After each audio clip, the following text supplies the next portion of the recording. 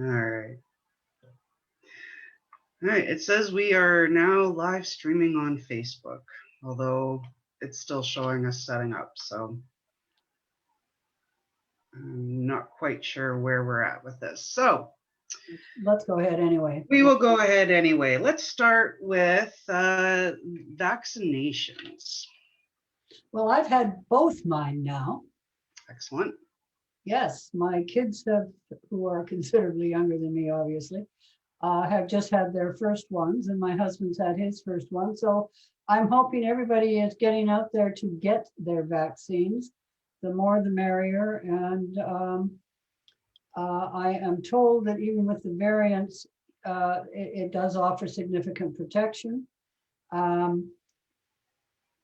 With the one I had, which is the Pfizer, I believe it's 96% with the original COVID after 2 vaccinations. And this is just going to make us safer and get out of this much faster. And for those of you who don't believe in vaccinations, do a little bit of reading, serious reading, not down the rabbit hole stuff. I'm sorry, I have very little patience with that point of view. No. Good. I know Reeve Armfelt also had his second. He invited me down to take a picture, so that was good. That was good promotion. I know Aspen View also encouraged their trustees and administrative staff to, show that they were getting theirs. And Superintendent Neil O'Shea posted a little video getting his. I think that anything we can do to help promote this. I thought it was interesting. There was when it got opened up to the 40 crowd, the Gen Xers, there were a whole bunch of memes and comments that, because they lined up. We went out in force and started collecting these, getting our vaccinations. I have not yet, but I am on the list, so I will be, but in the cities. And so I thought that was interesting that Gen X stood up and went out and got their vaccinations. Yes, well, my son is 40 right now, coming 41, and his wife is the same age, so they're done. My other kids are in Vancouver, and they, I think, have to wait a bit, but yeah, I'm glad to see those younger people are getting up because the newer variants are hitting younger people. And by that, I'm not sure if it's under 65s or under 55s, but younger than me, certainly. Right. Rather than us old people. And I'm not sure if it's because it's slightly different or because most of us who are of a certain age have already been vaccinated. I don't know enough to say that, but still, please take care of yourselves and your families. Right. It's important. So for anybody just tuning in, I'm Heather Stocking with the Athabasca Advocate. We are here talking with the mayor of the town of Athabasca, Colleen Powell. Let's talk about the tax bylaw. Well, we passed the tax bylaw. Your notices will come out early May. There are no tax increases this year from us. I believe, I didn't ask, but I believe the education tax portion of your tax bill has also not been changed. And the Greater North one, I think, went up a bit, but that is, worth a couple of cups of coffee on anybody's tax bill. It's very low. And I have to repeat this, although most of you know it, the education portion of the taxes are not set by us. We do not keep that money. It is immediately sent to Edmonton. The province sets the education taxes, not us. And we don't give it to the school board. We give it to Edmonton, who then in turn parcels it out to the school boards. But yes, interrupt you. If your house has gone up in value, then your tax bill will also go up. It is based on your assessment. If you're a resident, the tax rate is 8.51. Multiply that by the value of the assessed value of your house, stick in a bunch of decimal points, and you will come up with the figure. So for example, if you had a $100,000 house, you would be paying $851. Right. Okay. Part of the taxes is the RCMP fees. Yes, makes me very angry. The province a year ago has imposed on every municipality that uses the RCMP uh, costs. The formula is based partly on equalized assessment, population, and so on. There's a bunch of things in the formula. So we started at $54,000. This year it's 87. It goes up to 174,000 in a year or two.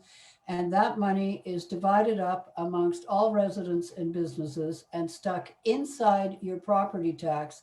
They will not allow us to put it on as a requisition, which means as on a separate line. That money also is put into an envelope and sent directly to Edmonton. So I'm annoyed. This is a requisition. It should be on a separate line.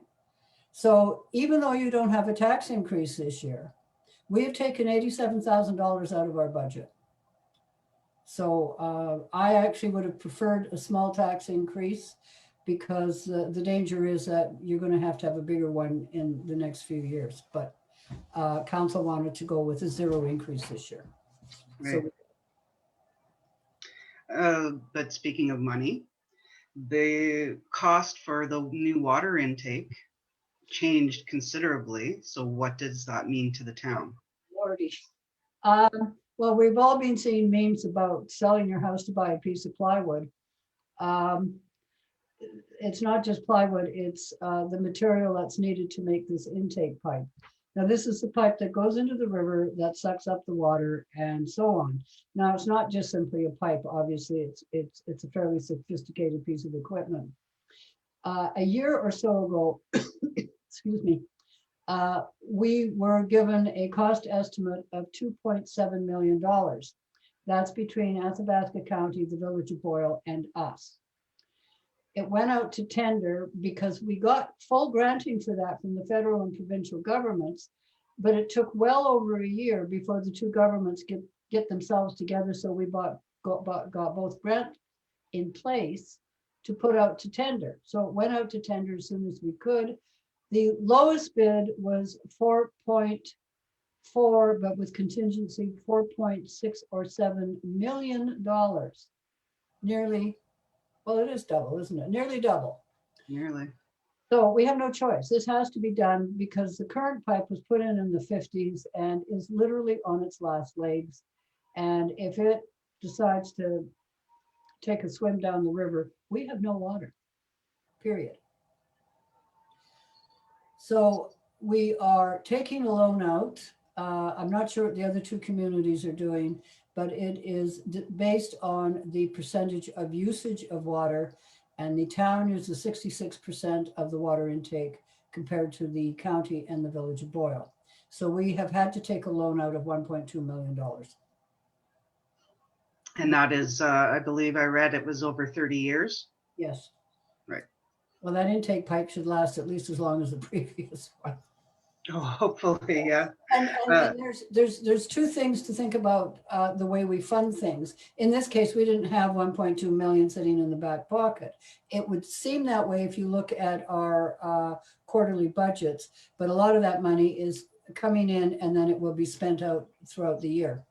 So if you're going to do something that's going to benefit people now and in the future, it makes some sense to take a loan out, especially when interest rates are low, so that everybody pays their bit over time.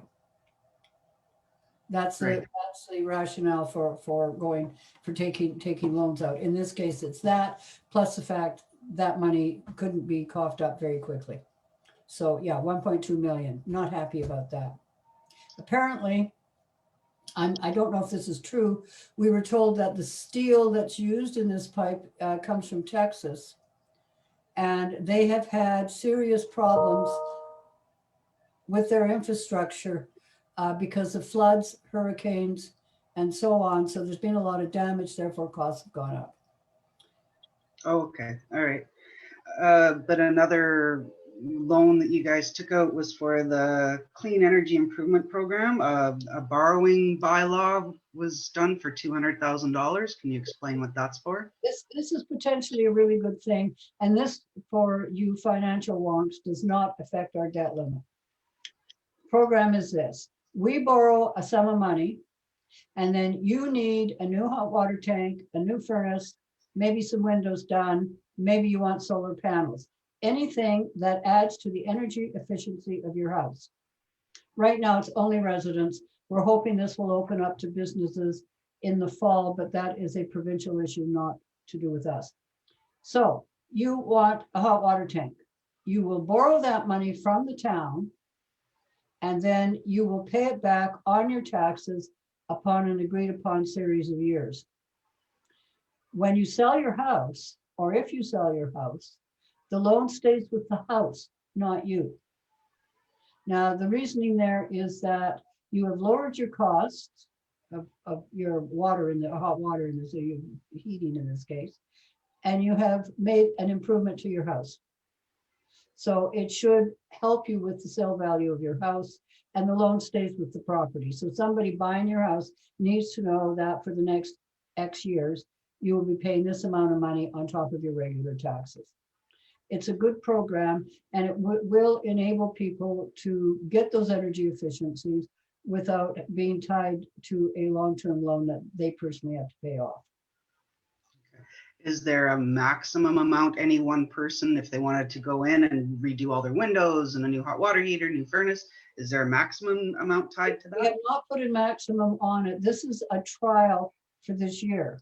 If we don't get an uptake, we won't go further, but if we do get really good uptake, we can borrow a lot more, maybe $1 million or so, and see how it goes. But we do want to encourage people to make their houses more energy efficient. It will save them money in the long run. It will increase the value of the property, and it will reduce costs generally. So I can't see a downturn in this. So we'll see how it goes. We passed first reading. We haven't gone up to all three yet. So I'm hoping that this will come on very quickly, and we'll advertise it and see if people are interested. I mean, for personally, I need to replace 23 windows, but even with this loan there, I don't think I want my taxes to go up quite that much over that period of time. But we'd rather we had several people wanting things done rather than somebody who wants to redo the entire house. So, and also that probably is a bridge too far for most people anyway. Right. And this is specifically for residential, not for businesses, right? Yeah, we're hoping the program will open up for businesses later on, but right now it is only for residences. And again, that's a provincial rule, not ours. Okay. We do have several viewers online. For anybody just tuning in, I'm Heather Stocking with the Athabasca Advocate. We are speaking with Mayor Colleen Powell. If you do have any questions for Mayor Powell, please put them in the chat on Facebook. A couple nice things coming up. Council approved the farmers market and the jet boat rally. Yes, well, the jet boat rally is approved, but we have to deal with the dates. The farmers market's going to be coming in early because of the closure of the multiplex, and they want more room, which means there'll be less parking at the riverfront, which means people will have to park either further down or across the street if they can't get in. I'm a bit concerned about that because I have issues with mobility, but I think we can work something in there for that. The jet boat rally has asked for, oh golly, July 17th. July 17th. Unfortunately, to do the work on the intake is anytime after July 10th. And we don't want a situation where there's guys under the water fiddling around with whatever they do under there with the intake, and boats on top who are probably quite aware you can't go downriver, but all you need is one to not pay attention. So we're asking them if they could go a week or two early. Okay. All Uh, right. we'll be talking to them because I know they would prefer that day, but we don't really need people working underground. And the reason that they have to do that has to do with fish spawning. And so it's out of departments and fisheries in Ottawa, and trying to explain to them that we'd rather they did it at a different time. It isn't working. Right. But speaking of Ottawa, not necessarily Ottawa, but elections, there have been some changes to the Local Authorities Election Act, Yes.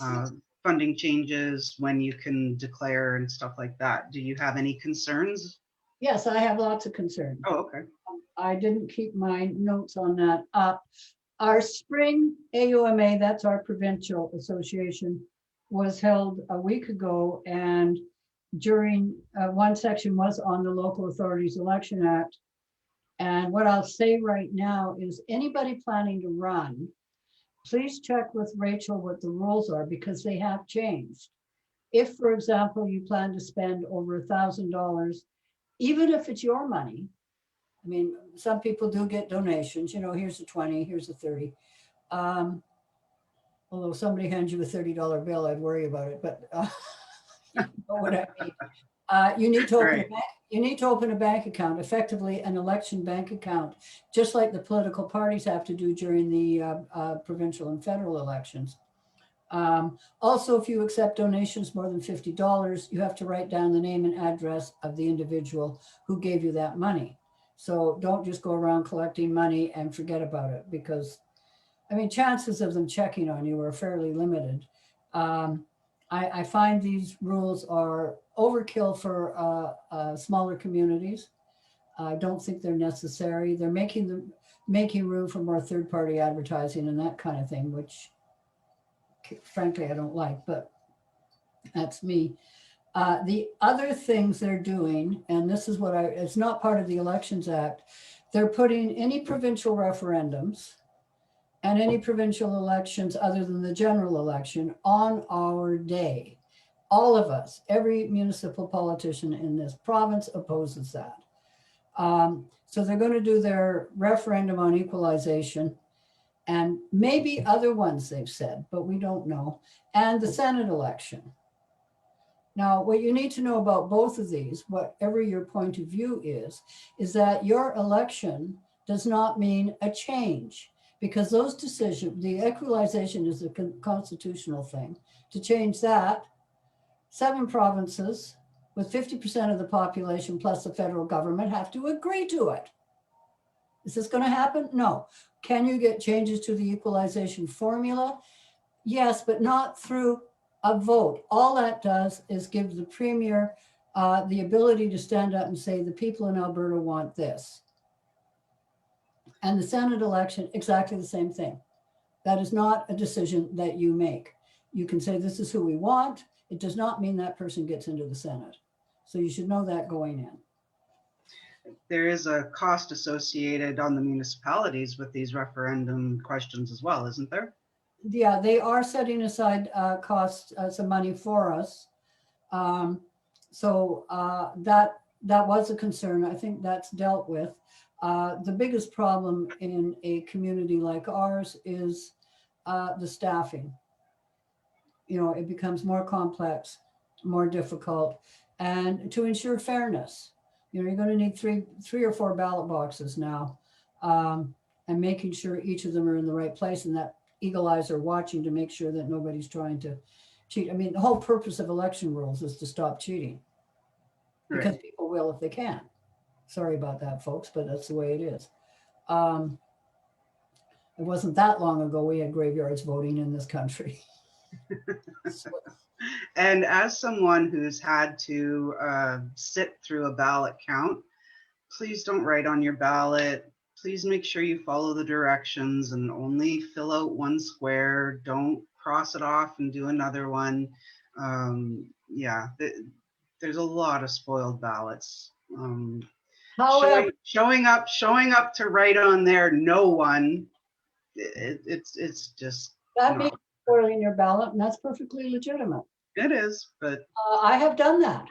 oh, On purpose. Yes. There you go. However, the purpose of the election acts, all of them, is if your choice is clear, it's accepted. It used to be if you put a check mark rather than an X, it was a spoiled ballot. It's not, but it's much Right. easier to just stick your X beside the name or names in the case of councillors that you want. Anyway, we'll go over that more clearly when we get closer to the election. Yes. But yeah, no, and in some elections, you can decline a ballot to show up to vote, but say, I refuse to vote, which is a statement of a kind, rather than just staying home saying, I'm not going to vote for any of those jerks. You go and say, I'm not voting for. Right. And so you're counted as having been there and done your civic duty. Right. Fair enough. Speaking of elected officials, NDP MLA Lauren Dack tabled the petition for Highway 55. Yes, I'm pleased to see that. That road was supposed to have been done about 3 years ago, or 2 years ago anyway. And from what we heard at Rotary was, yeah, maybe, probably next year. And that road is getting to the point where it's not going to be just a quick fix. I mean, if you're eroding the base, then you're getting into serious trouble there. So, just to clarify that, at Rotary means that MLA Glenn Van Dyken was there and was speaking about it for people that were unaware. Yeah, I think everybody knows what I do every day. Yeah, Glenn was there, and that was the response on 55. The bridge is going to be done, is going to start sooner than 55, is what I got from that conversation. Yes, and there's already some trees down and stuff happening for the bridge. But no, I was pretty sure that one was going ahead because they've already spent a whack of money on that. Mm-hmm. So, yeah. Okay. Heather Stocking with the Athabasca Advocate. We're talking with Mayor Colleen Powell. If anybody has a question, they can put it in the chat on Facebook. A thing that came up at Council Tuesday night, you had two delegations speaking out against specifically Benita Peterson and the rally she intends to hold here April 29th. What did Council decide with that? we decided to do two things. Monica Roseborough, on behalf of a group, gave us a copy of the petition that goes to the Enough is Enough organizers, and Dan Schiff also came, and both of them presented. We decided that we would write a letter to Enough is Enough, saying to them that government restrictions are in place, that we have had a recent major increase in COVID cases in this community that I think set a lot of us back on our heels thinking, wow, we didn't think this could happen to us. And it did. And that coming here and breaking government rules, lots of people together could also exacerbate the situation that we currently have and increase our caseload again. So please do not come. Also, it was requested, first of all, by Councillor Traynor and then supported by everyone else, that we send a letter to Minister Maydew, who is the Solicitor General, asking him to ensure that these rallies are enforced, but more importantly, that the tickets are upheld in court. So when they're thrown out of court, there's usually a problem somewhere. So let's find out what the problem is and sort it. Right. Circling back around to MLA Van Dyken being at Rotary, one of the things that came out of that was a deep concern across the community, but specifically being at the Rotary meeting, the Rotarians questioned him quite extensively about promoting staff living in Athabasca, this being a good opportunity with Dr. Neil Facina leaving the university as president and them hiring a new president.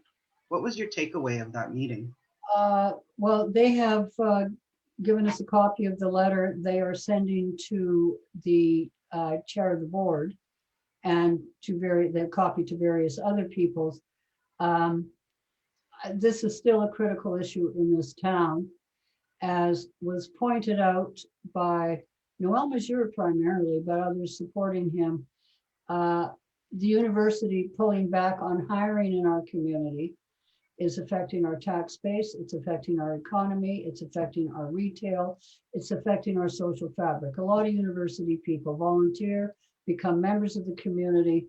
They're not just parked here for a couple of years. Good grief, look at me. Rick and I have been Right. here since 1985. We've raised our children here. My son and his wife now work at the university.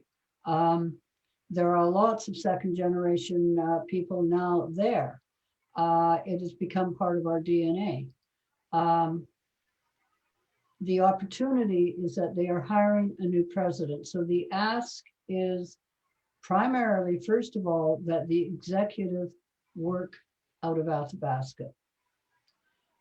Because if the people work out of Athabasca, they will develop a relationship. They will see the need. They've got 3 buildings in town, most of which are mostly empty. One of them, I believe, was well over $30 million, the new one. And it is the only LEEDs Platinum building north of Edmonton, I believe, in Canada. LEEDs is an environmental yardstick used by architects, and Platinum is the highest level. Most buildings are now Platinum bronze. A lot of them are Platinum silver. Very few make Platinum. I mean, LEEDs bronze, LEEDs silver, LEEDs, but very Right. few reach the top. This one does. It is a real feather in AU's cap and in ours. Let's use it. Right. Exactly. And the excuse is that, well, we can't get people to move here. They don't try. It's that simple. Well, and AU just had, Dr. Dietmar Kennepol is now a 3M fellow. That's an extremely prestigious award. Yeah. How do you not get the best and brightest when you have professors winning awards like this? Dietmar doesn't live here anymore, but he did live in Athabasca for a number of years, and he did science outreach here for a number of years. People know him. An excellent chemist, and there you go. And at one time, an associate vice president. Right. So yes, we need people here, and we need them to come here. And also, the letter was interesting because it went to the internal split between the executive and the staff. They don't even deal with their staff because they're all separated from them. So that was interesting. Yes, ma'am. Have you got a question coming in? No, the only question, well, there wasn't a statement. Clifford said, we do not want any rally going ahead in our town at this time. Thank you for that, Clifford. That's exactly, I think, there's a small group who do, but a lot of the people who go to these rallies are not from here. True. We'll got a couple more things just to touch on here, and then we will wind it up. Neighbors Pub applied to have a patio. Yeah, we don't have that in our bylaw, but our CAO thought we didn't need to do any kind of development permit or whatnot. So this is a start. It's a good idea. I'm pleased to see that. Unfortunately, some of our other restaurants can't do that, but some can. And maybe there's some creative thinking that can go on and how we can get people, sitting outside, not together, please, distance, but still. Right. Okay.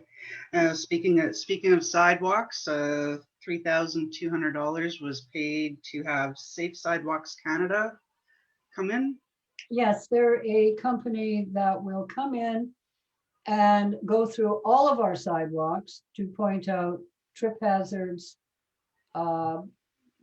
deterioration. Hey, that area is really good. You don't need to do anything. It will save us time because we have a small crew, and to go through and do that, it would take us months and months and months because we can do it now, but we've got to do these 6 other things now. Then we can go back and do it. So having this crew come in, and it's within their budget, so it's not extra funding. Okay. And finally, the Historical Resources Subcommittee to work with Gary Chen, who's with the province. Yes, Gary Chen is our man from Alberta Historical Resources. And so myself, Ida Edwards and John Trainer will work with him. And we are going to ask a member of the Heritage Committee, uh, it's not a committee, the Heritage Group to come and send a member because they have a lot of experience in historical restoration and grant writing and all the things we're going to need. So I'll contact them to see who they've chosen and then contact Gary and we can start getting the order of what has to be done and how we want to do it together. We can't apply for grants until February of next year, but we have to apply February 1st or we'll be stampeded over by everybody else applying. So we've got to get in there and know what we're doing. We also have to look at what we need to do that is not grantable and are there any other grants out there for that? And that would be most of the innards, the heating, plumbing, electricity. Right. Is this an opportunity for Kevin, the, oh, sorry, I missed what's his title again? He's doing the audits on the buildings. Will he be involved with this at all? Energy manager, I hadn't thought of that. I would rely on Gary Chen's advice, but in terms of putting in new components for heating, plumbing, electricity, well, obviously we should talk to him, yes. Okay. Thank you for that. You're welcome. I tend to think in silos and that's a bad thing to do. Right. Okay, well, that was it for me, unless you had anything else that you wanted to bring up. I can't think of anything. I had my 15 minutes of fame, which in a way was completely unexpected. And although the premier did make an error in saying at that time that our outbreak was caused by a birthday party, and I called him on that. Actually, I was just asked a question. I said, no, that's not true. That's not what happened. And then bang, Bob's your uncle. But what was missed in that is that the message he was trying to make was that large gatherings do tend to end up with people getting COVID and it's spreading more rapidly. So that is still true. Yes. No. Yes. So anyway, I've enjoyed my 15 minutes of fame and pass the torch on to somebody else now. Yeah, not really how you want to end up in national news, but here we are. Well, you think of all the important stories. Mm-hmm. Yes. That was kind of gleeful, I think, on the part of everybody else. All right. Well, thank you very much. I do not see any questions, although we do have several viewers. Again, this is Heather Stocking with the Athabasca Advocate. We've been talking with Mayor Colleen Powell, and we look forward to next month when we will do this again. So take care. One more thing. If you do have a question, I do have an email, or you can message me on Facebook. All right. There you go. Mayor Powell is always available. So thank you very much and have a good day. Same to you. Bye-bye, everybody. Bye.